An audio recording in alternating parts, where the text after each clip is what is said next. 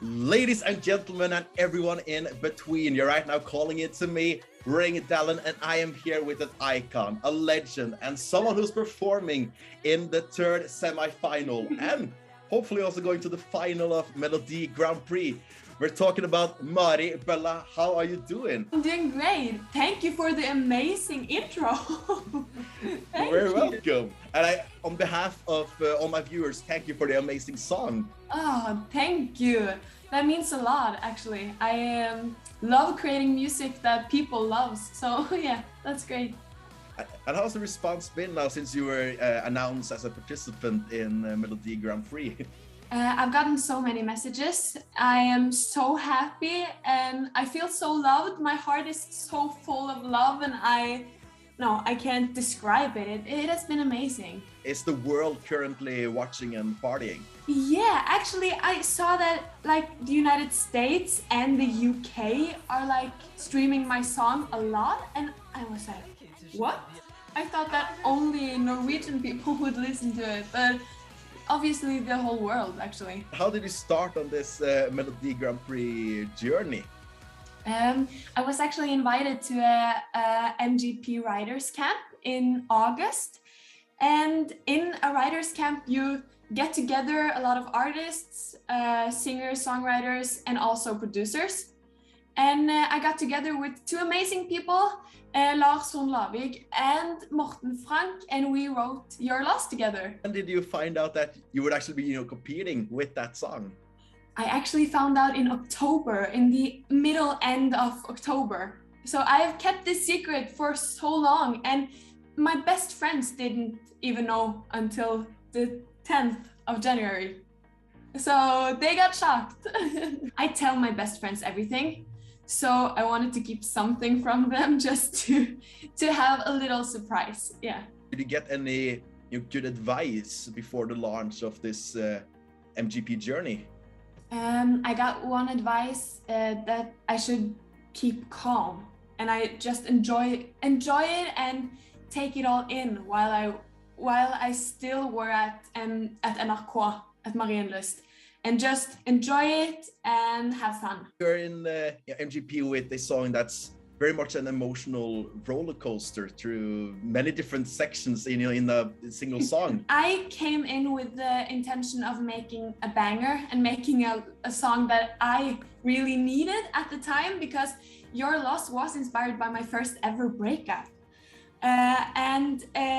It was a song that I absolutely needed and that I wished that I had. At a time that were bad for me. So the song is actually about like being stronger and really like what doesn't kill you makes you stronger. And that is the song, like the motto of the song. And that's why we wrote it. And a breakup can be so many things. So that's probably why it's a roller coaster to listen to too. You said your also mission here was to create this banger. And I'm very interested to also hear your influences in creating your sound. I get really inspired by other artists, but I never like copy any of them. But I take like pieces from everyone and just put it into Mari Bølla, like me. But I've always like known what my sound should be, and when I'm in the studio, I just say like, no, that's not sounding good, or that's not sounding like I wanted to. But Lars really did a great job on this song because he understood and he had the same vibe as me, and we were like dancing in the studio. We like, when we got the chorus down, we were like, wow, this is great. Like the production is amazing. And we just stood up and just like danced and had this like party in the studio, and that was fun. Almost like an out-of-body experience to experience. Yeah. Like it's me, it's my song, and it's sounding so huge. Yeah, and when I was announced to be in MGP, I really never got the feeling that I am actually going to release a song tomorrow. I was like one day before. Often when I like release my music, I go like 2 weeks prior. I go, wow, I'm going to release a song in 2 weeks. But this time I was like, I'm releasing a song tomorrow. I'm releasing a song in 1 hour. What am I doing? Like, I have not promoted anything. And I was like so stressed. And when I got released as an artist and my song got out, I was like, oh, I need to do everything that I should have done before. Okay, I need to catch up. Is that also why we have such a strong TikTok and YouTube game? Because that's a lot of fun to, you know, see what you're posting there. Oh yeah, thank you. I've always liked like TikTok. TikTok is one of the best like social media platform ever. I love scrolling on TikTok. So I always wanted to like post good content, like content, yeah, on TikTok. And YouTube is something that I've always dreamed of doing, but never been able to and never got the time to. So that's just why I like post a lot of content there. How important do you feel like TikTok is to the current musical climate in the world? TikTok is one of the most important like music platforms where you can build your platform and release music too. You see a lot of people like pre-promote their music and they go viral, and you see the song comes out a week later or a month later, and they just like go straight up to #1 every time. So TikTok is a great platform for musical people. Yeah. I bet it's really cool to then see people creating their own videos to your songs. Yeah, that's amazing. I love when people like dance to my songs or do anything to my songs. I love it, and I love seeing reactions too. It can be a little scary, but it's fun. Yeah. Yeah, how has that been to, you know, see people reacting to your art? I am a person that needs to be like totally on sync with what people say about me and what people like say about my songs and my music.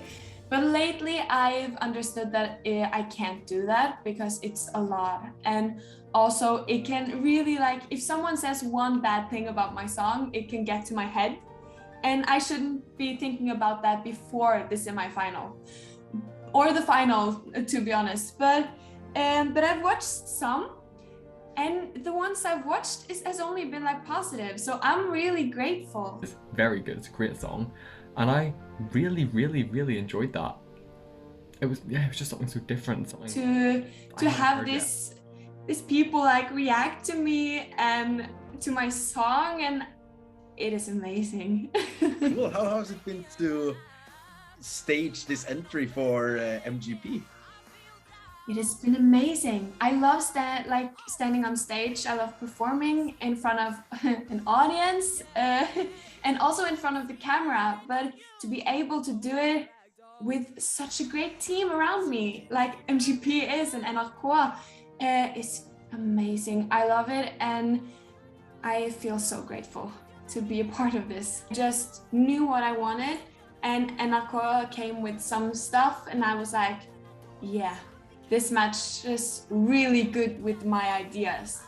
And we just like threw things out that we wanted to say, and we said no to some and yes to a lot of it. I'm so grateful to have this backpack full of Idol and soon MGP, and maybe in the future Eurovision, and yeah. But it has been amazing to have that journey and experience prior to MGP. You were also supposed to be going to the concert in Oslo Spektrum last week with one of your judges, Andreas Haukeland Tix. Yeah. How important has he been to your career, and what does his music mean to you personally? Oh, good question.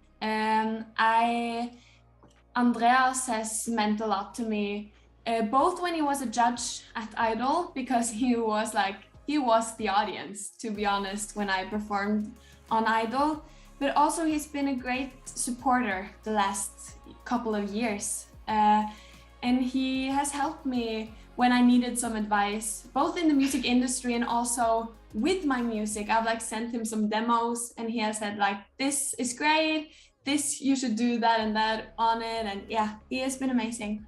And his music means a lot to me. I personally think it's so important to talk more about mental health and openly talk about it, and also that guys talk about it, because we have a lot of people that feels like it's a shame to show feelings, and especially for guys to show feelings. But I think it's so important to like focus on mental health. In like every single person should focus on their own mental health and others, and yeah, it's important. So that's why his songs are important for me. I wanted people to just feel better, because it's been a really miserable year for a lot of people. And I think it's really time to put mental health on the agenda. Are you crying too? So am I. And how did it feel to see your mentor then go all the way to the final of the Eurovision Song Contest with a song about such an important message?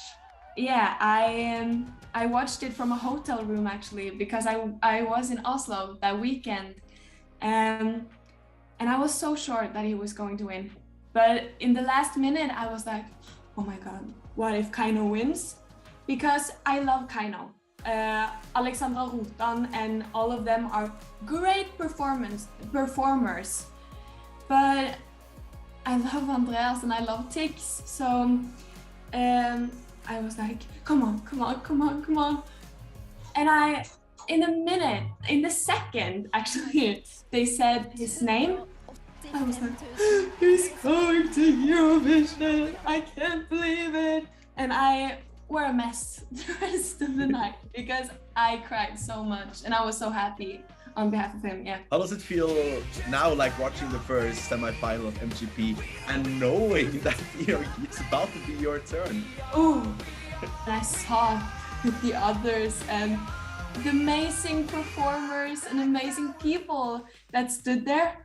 I was like, oh, I'm nervous for them. I'm so nervous for you guys. Good luck. And I wished I could be right there, like live, and seeing them from the audience. That field you're in, this whole year is, absolutely amazing, but that semi-final also is so strong. And someone you're very familiar with after your time in Idol will also be in the same semi-final as you. How is it to compete against Uda once again? When I first heard that I was going to compete against Uda, I got a little like disappointed kinda, because I love Uda. She was one of my best friends in Idol, and she kind of feels like my sister, and I don't want to compete against my sister. But all the contestants, all the other like songs, and both songs and artists and people, they are so amazing. I love them. I've not met Sturla yet, like in person, but I love him. I love him from watching like the interviews he's done, and I love everyone, and I don't want to compete against them. I want to just have like a big group hug and just stay that way. How much would it mean to you to go to the final of MGP? I'm gonna sound kind of cliche now, but it would mean the world to me. I love performing on stage, and to perform in the final, like the great final of MGP, would have been a dream. Yeah, so hopefully I cross my fingers so hard, and I hope that the people at home and the viewers love my song and love my staging, and yeah, I hope they will vote for me. And how can people now stay updated on your journey in MGP and also beyond? I post a lot on Instagram, but I also have this group on Facebook, which is like Mari Bølla 2022 MGP, yeah, type of thing, and where I post a lot of inside info, actually, a lot of like, you can call them like spoilers, but yeah, I post stuff there before I post thing on Instagram. So that's a private group that everyone can join, and I love every single member, and that is someone I want to like group hug so hard. Like every single member of that group. Yeah, and everyone that listens to my song, and yeah, everyone, to be honest. And then, you know, on a final note, do you have a message for the viewers at home? I want everyone to enjoy like the MGP journey in total. I hope people love the show, love the party, and just have a great time this 6 weeks. And I also wish that people will vote for me. But the main thing is to enjoy it and just enjoy life. Yeah. That's absolutely amazing, and also great advice for this party that we're currently a part of for the next couple of months. So thank you so much, Mari, for taking the time to join us on Eurovision Talk, and the very best of luck in MGP. Thank you so much.